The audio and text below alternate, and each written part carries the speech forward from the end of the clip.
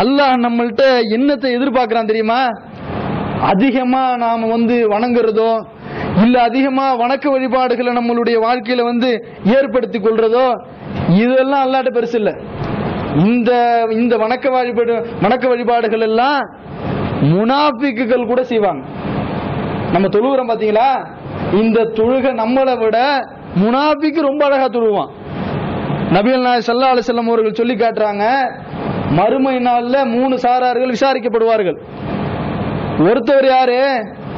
அல்லாஹ்வுடைய பாதையில் உயிர் தியாகம் செய்தவர். அவர் அல்லாஹ் கூப்பிட்டு கேட்பான், நான் உனக்கு இவ்வளவு ஆரோக்கியத்தை கொடுத்தனே, இவ்வளவு பலத்தை கொடுத்தனே, நீ என்ன செஞ்ச? அந்த மனிதர் அழகா அல்லாஹ்ட்ட சொல்லுவாரு, நான் உன்னுடைய பாதையில உயிர் நீத்தனே. அப்ப அல்லாஹ் திருப்பி சொல்லுவானா, நீ உயிர் நீத்ததெல்லாம் சரிதான், ஆனா எனக்காக வேண்டி செஞ்சியா? இல்ல, உன்னை எல்லாரும் ஷஹீத் என்று சொல்லணும், மார்க்கத்துக்காக நீ உயிர் கொடுத்த தியாகின்னு உன்னை சொல்லணும், முஜாஹிதுன்னு சொல்லணும் சொல்லி நீ செஞ்ச அந்த பேர் உனக்கு ஊர்ல கிடைச்சிருச்சுல உலகத்துல, நீ போன்னு சொல்லி எல்லாம் நரகத்துல அனுப்பிடுவான். செஞ்ச காரியம் என்ன? அல்லாஹ்வுடைய மார்க்கத்துல உயிரை கொடுத்திருக்கிறார். அப்ப உயிரை கொடுக்கிறது கூட அல்லாஹ்வுக்காக வேண்டி இல்லங்கும் போது அல்லாஹ் தூக்கி எறிஞ்சிருவான். அது மாதிரி அமல்களை பாத்தீங்கன்னு சொன்னா, இந்த உலகத்துல நம்மள நல்ல பேர் எடுக்கணும்னு சொல்லி வணங்குறதெல்லாம் இதையும் நபி ஸல்லல்லாஹு அலைஹி வஸல்லம் சொல்லி காட்டுறாங்களே, அதிகமான அமல்களோட வருவான், உள்ளத்துமியின் காரணமாக நஷ்டம் பெறுவான்னு சொல்லி. அப்ப வணக்க வழிபாட்டுல எல்லாம் நம்ம அல்லாஹ்வுடைய மார்க்கத்துல முழுமையா நுழைந்திருக்கிறோமா அப்படிங்கறத நாம சுய பரிசோதனை செய்ய முடியாது. ஏன்னா எல்லாரும் செய்வான். நேற்று வரைக்கும் சினிமா பார்த்து இருந்தவன் இன்னைக்கு ஃபர்ஸ்ட் சபுல்னு தொழுகிறான். எங்களுடைய கம்பெனில பாத்தீங்கன்னு சொன்னா பள்ளிவாசல் இருக்கும், வாசல்ல உட்கார்ந்து சிகரெட் அடிப்பானுங்க, சேர்ல உட்கார்ந்து வெட்டி கதை பேசிட்டு இருப்பானுங்க, மணி கணக்கா மொபைல்ல பேசிட்டு இருப்பான், பள்ளி வாசலுக்கு வரமாட்டான். பாங்கு சொல்ல போடு இக்காமத்தை கேட்பான், பாங்கு கேட்பான், தொழுகைக்கு மக்கள் போயிட்டு வர்றதை பார்ப்பான், பள்ளிக்கு வரமாட்டான். இப்படி இருந்தவனை எல்லாம் நான் கண்ணு முன்னாடி பாக்குறேன், துப்பிய மாட்டிக்கிட்டு இப்ப ஃபர்ஸ்ட்ல உட்கார்ந்து தொழுகிறான். நம்ம நார்மலான டயத்துக்கு போனா ஃபஜ்ர் நம்ம கடைசியில் தொழுகிறோம். உண்மையாக நடக்குது. அப்ப இந்த வணக்க வழிபாடு எல்லாம் நாம முழுமையா நுழைஞ்சிருக்கிறோமா என்னன்னு சொல்லி எல்லாம் நம்மள நாம சுய பரிசோதனை செய்து கொள்ள முடியாது. எண்ணத்துல செய்யணும் தெரியுமா? அல்லாஹ் இந்த ஈமான டெஸ்ட் பண்றதுக்கு நமக்கு சில வரலாறுகளை சொல்லி காமிக்கிறான். அதே மாதிரி ஒவ்வொரு மனிதர்கிட்டையும் அல்லாஹ் ஒரு விஷயத்தை எதிர்பார்க்கிறான். என்ன விஷயம்? ஆகிரத்து இந்த உலகத்தை விட சிறந்ததுன்னு நாம வாழ்க்கையில வாழணும். இந்த உலகம் இருக்குது இல்ல, இது அற்பமானது, அழிந்து போகக்கூடிய உலகத்தில் நம்ம வாழ்ந்துகிட்டு இருக்கிறோம். இந்த உலகத்துல எவ்வளவு செல்வம் கிடைச்சிருந்தாலும், பதவி கிடைச்சிருந்தாலும், அந்தஸ்து கிடைச்சிருந்தாலும், இல்ல வறுமையில நம்ம வாழ்ந்திருந்தாலும், நம்ம என்ன விதமான ஒரு சூழ்நிலையில இந்த உலகத்துல வாழ்ந்தாலும், மறுமையோட இத கம்பேர் பண்ண குப்பை. இததான் அல்ல இருப்ப அற்பம். இந்த உலகத்தை பத்தி எல்லாம் சொல்லி காமிக்கும் போது எப்படி சொல்றான்? இது ஒரு அலங்கார பொருள் சொல்றான், ஜீனத்தாக்கி இருக்கிறோம் சொல்றான். இந்த உலகம் நிரந்தரமே இல்லைங்கிறான். ஆகிரத்து கைரும் அபகான்னு சொல்றானா இல்லையா? உங்களுக்கு மறுமைதான் சிறந்ததுன்னு சொல்லி. இந்த உலக வாழ்க்கையை நாம எப்படி நினைக்கணும்னு சொன்னா, நிறைய தொழுகிறோம், உலக நப்சு இருக்குது, இது இல்ல முழுமையா நுழையிறது. நிறைய நோம்புலாம் கரெக்டா இருக்குது, உலக நப்சு அதிகமா நம்மளுடைய உள்ளத்துல குடிகொண்டு இருக்குது. அதனால உலகத்தை பத்தி ஆசைப்படக்கூடாது அப்படின்னா அதுவும் இல்ல. உலகத்துல வாழக்கூடிய நேரத்துல அல்லாஹ் நமக்கு ஒவ்வொரு மனுஷருக்கும் சோதனைகளை தர்றான். நபிகள் நாயகத்துக்கு எப்படி சோதனை கொடுத்தானோ, மூசா அலைஹிஸ்ஸலாத்துக்கு எப்படி சோதனை கொடுத்தானோ, இப்ராஹிம் அலைஹிஸ்ஸலாத்துக்கு எப்படி சோதனை தந்தானோ, நபிமார்களுடைய சமூகங்களுக்கு எப்படி சோதனை கொடுத்தானோ, மூமினா வாழ்ற ஒவ்வொரு மனுஷனுக்கும் கியாமத்து வரைக்கும் சோதனை கொடுப்பான். நீங்க அல்லாஹ்வை சரியா நீங்க பின்பற்றீங்கன்னு சொன்னா கபிர்ஸ்தான்ல போய் படுக்கிற வரைக்கும் நமக்கு சோதனை தான். ஒண்ணு நீங்க முடிச்சிட்டு போனீங்கன்னா அடுத்த ஒரு சோதனை நிக்கும். ஒரு பிரச்சனை சால்வ் ஆயிடுச்சுன்னா அடுத்த பிரச்சனை வரும்.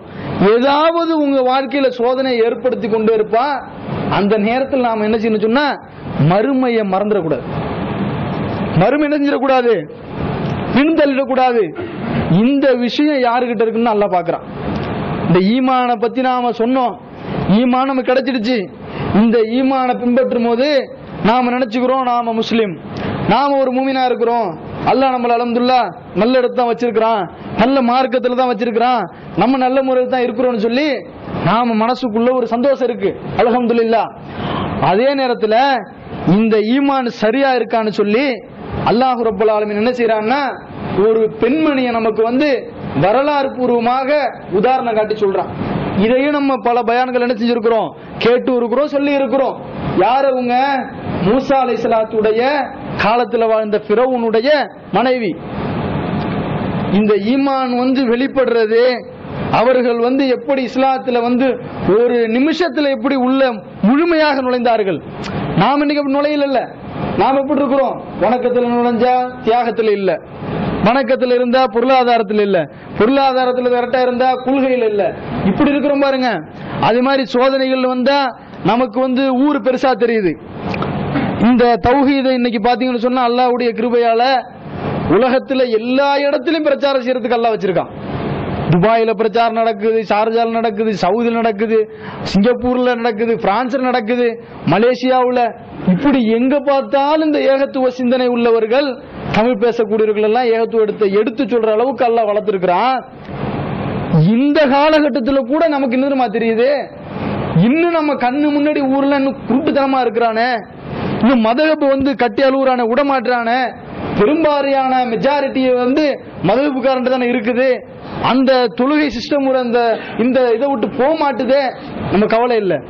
நாம என்ன நினைக்கிறோம், நாம பிரிஞ்சிடக்கூடாது, கல்யாணத்துல போய் நிக்கலன்னா நம்மளை ஒதுக்கிடுவாங்களே, அவங்க வீட்டு பங்கன்ல போய் கலந்துக்கலன்னா நம்ம தனியாயிடுவோமே, இப்படி இன்னைக்கு நினைச்சிட்டு இருக்கிறோம்.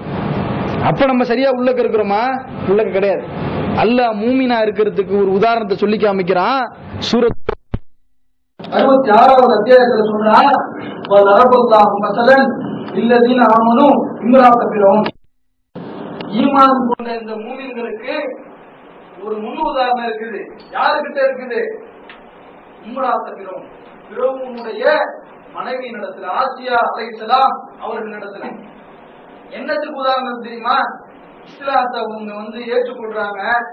ஃபிரௌன் அந்த காலகட்டத்தில் தன்னை கடவுள்னு சொல்லி பிரச்சாரம் பண்றான். தன்னையே உலகத்துல கடவுள்னு சொன்னான். உலகத்துல எல்லாரும் வேற வேற ஒண்ணுதான் கடவுள்னு சொன்னான். ஃபிரௌன் என்ன சொன்னான்?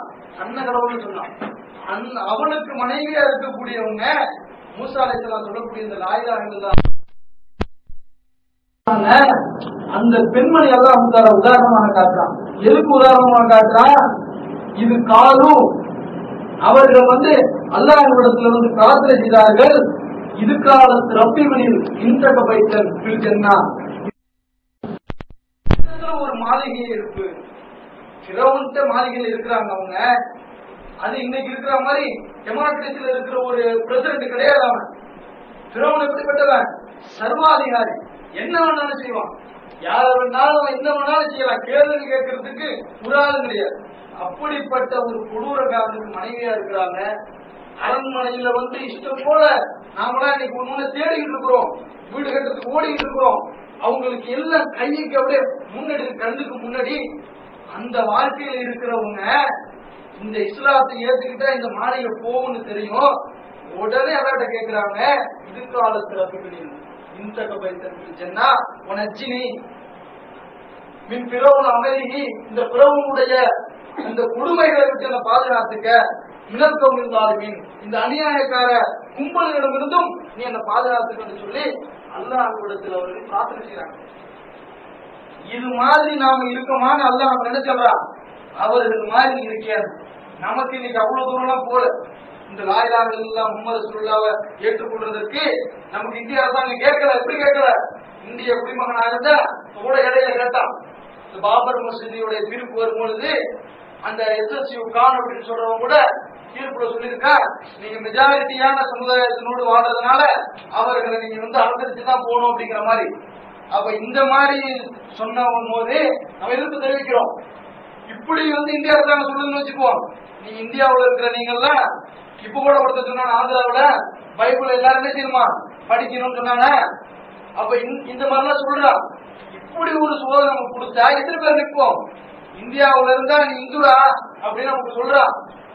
சொல்லப்பட்டா நாம எத்தனை பேர் நிற்போம்? துப்பாக்கி முன்னாடி ஆசியா அலைஹிஸ்ஸலாம் மாதிரி நிற்போமா? அல்லாஹ் அப்படி நிக்கணுங்கிறான். சரி, நம்ம இந்த லா இலாஹ இல்லல்லாஹ் நமக்கு ஈஸியா ஆயிடுச்சு, ஈஸியா பின்பற்றுறோம். இப்ப எதுல நிக்கிறது? இப்ப இப்ப அல்லாஹ்வுடைய மார்க்கத்தை பின்பற்றுறதுல ஈமான்ல உறுதியா இருந்தா அவர்களை நீ மாடலா எடுத்துக்க நல்லா சொல்லி காமிக்கிறான். அப்ப நம்ம எதுல நிக்கணும்? பொருளாதாரத்தில் நிக்கணும். ஏன்னா வணக்க வழிபாடுல நம்ம அதுக்கு இருந்துட்டு இருக்கோமே, எல்லாருமே தொழில் செய்யறோமே.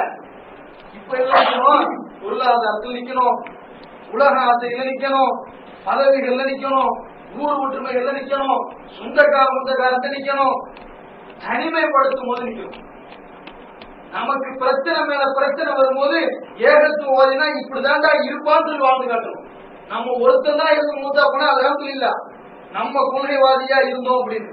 ஒரு சகோதரர் கூட 2 நாளைக்கு முன்னாடி போன்ல பேசும்போது சொல்றாரு, அவர் ஒரு வேலை செய்து பேசும்போது நோம்பு பத்தி சொல்லும் போது சொல்றாரு, நான் ஒரு முஸ்லீம்ங்கிற பெருமைப்படுறேன் அப்படின்னு. சும்மா சாதாரணமா எதுக்கு பாய், இங்க யாருமே இல்ல பாய், நான் தண்ணியெல்லாம் எடுத்து குடிக்கிறது இல்ல, நம்ம வந்து எல்லாமே நோம்பு வச்சிருக்கோம்ல, இதை நான் யோசிச்சு பார்த்து பெருமைப்படுறாங்க. அப்ப அதே மாதிரி ஊர்ல நம்மள எல்லா பேரும் நம்ம ஊரை விட்டு ஒதுக்கி இருக்க சொல்லட்டும். நாம இருக்கிறோமா? துபாயில இருந்தா தௌஹீத் இருக்கு, ஊர்ல போனா தௌஹீத் கிடையாது. வெளிநாட்டுல இருக்கும்போது எல்லாம் கரெக்டா இருக்கு, ஊருக்கு போயிட்டா சின்னவாப்பா விட்டு கல்யாணம் போய் நிக்கிறோம். அப்ப எப்படி அந்த தீமையை தடுக்கிறது? அவர்கள் இருக்கக்கூடிய அந்த மார்க்கம் எப்படி தவறானதுன்னு எப்படி சொல்றது? எப்படி சொல்லி புரிய வைக்கிறது? நாம நிக்க மாட்டோம். நாம ஃபிரௌனுடைய ஆசியா அலைஹிஸ்ஸலாத்துடைய வரலாறு அதிகமா கேட்கிறோம், பிலால் ரலியல்லாஹு வரலாறு கேட்கிறோம், எல்லாத்தையும் கேட்கிறோம், பின்பற்றது இல்ல. இப்ராஹிம் அலைஹிஸ்ஸலாத்தை அதிகமா ஞாபகத்தில் வச்சிருக்கோம். எப்படி வச்சிருக்கிறோம்? அல்லாஹ் அதை நமக்கு விடாமலே கூடயே அதை சேர்த்து கொண்டு வரான். டெய்லி பாங்கு சத்தம் கேட்கிறோம், பாங்கு கேட்டதுக்கு அப்புறம் பாங்கு சொல்லணும், திரும்ப நினைச்சு பாங்கு துவா ஓதணும், அப்புறம் நினைச்சு செலவாத்து ஓதணும்.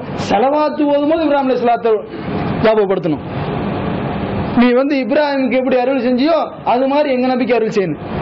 இப்ராஹிம் அலைஹிஸ்ஸலாத்தை இப்படி எல்லாம் ஞாபகப்படுத்திட்டு இருக்கிறோம். வருஷத்துக்கு ஒரு நாளைக்கு ஹஜ்ஜிக்கு போறோம், இப்படி எல்லாம் ஞாபகப்படுத்தி கொண்டே இருக்கிறோம். அவங்க இந்த கொள்கைக்காக நின்னாங்களே அதை மறந்துடுறோம். அவங்களுக்கெல்லாம் சோதனை கொடுத்தானே அதை மறந்துடுறோம். அந்த சோதனை மூலமா இன்னைக்கு கியாமத்து வரைக்கும் மிகப்பெரிய வெற்றிகள் எல்லாம் தந்திருக்கானே அதை நம்ம மறந்துடுறோம். நாம் என்ன நினைச்சிட்டு இருக்கிறோம்? இந்த ஈமான வந்து இவ்வளவுதான் அப்படின்னு, ஒரு ட்ரெடிஷனலா வாழணும் அப்படின்னு. பாகிஸ்தான்காரனா பாத்தீங்கன்னு சொன்னா எல்லாரும் தாடி வச்சிருக்கான். தாடி அவனுக்கு வந்து ஊருனுடைய ஒரு ஸ்டைல். தாடியை வச்சுப்பான், தொப்பியை வச்சுப்பான். பாத்தீங்கன்னு சொன்னா இல்லாத கச்சராத்தனமும் வந்துட்டு இருக்கும். தாடி தொப்பியெல்லாம் நல்ல பறக்கத்தா வச்சுக்கிட்டு தண்ணி அடிப்பாங்க. நம்ம வந்து இதை கேட்டு பேசல, நம்ம கண் முன்னாடி பாக்குறோம். அப்ப இந்த மாதிரிதான் நம்மள ஈமானா?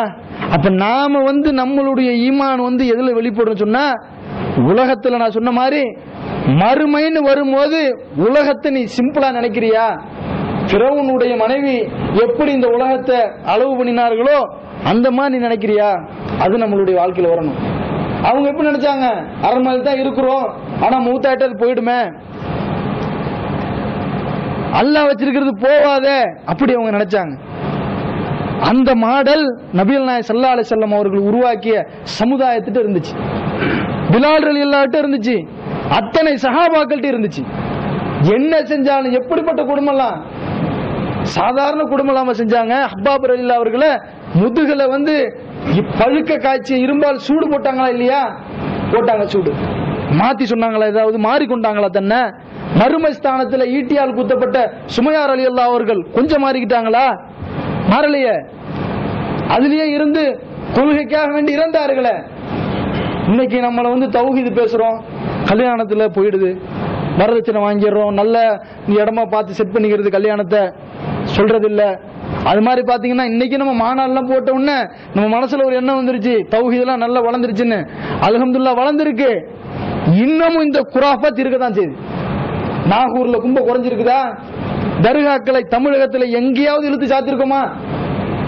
பெரிய பெரிய பேர் சொல்லக்கூடிய தர்காக்களை இழுத்து போட்டிருக்கின்றோமா? கிடையாது.